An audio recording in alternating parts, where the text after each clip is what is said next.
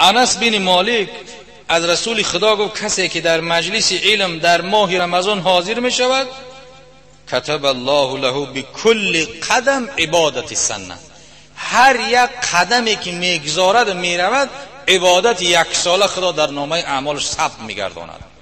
این از هر کجا که باشد قدم زده به همین مسجد بیاید برای شنیدن امر معروف، هر یک قدمش یک ساله ثواب در نامه اعمالش ثبت میشد.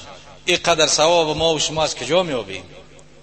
او در اون مجلس علم حاضر کشیده، او کس سوال میتی از حلال، از حرام، از مکروه، از مفسد، از مباح، از ماه شریف رمضان، از مفسداتش، از مباحاتش، تا که ما و شما از اون علم برخوردار بشویم. و یکون معی تحت العرش، رسول خدا گفت او کسی که در مجلس علم حاضر می شود، در مجلس علم اگر طالب علم هم که نباشی، درس هم که نگیری، لااقل در مجلس همون علما بشین گوش بکن که اونها چی میگویند. البته که در مجلس علم هیچ عالم غیبت و بهتان نمیکند، دروغ نمیگوید.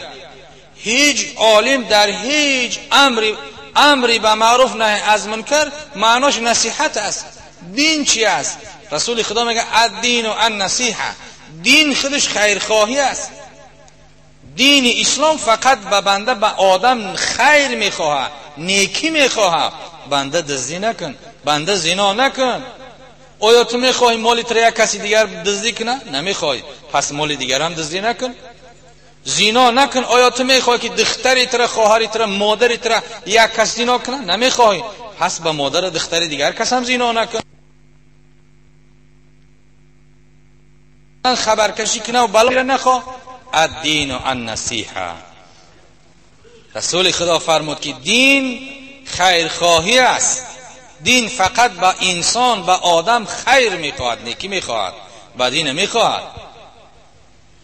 پیغمبر گفت که او بنده که در مجلس علم حاضر میشود هر یک قدمش در یک سال ثواب است، با همراهی من در زیر عرش است.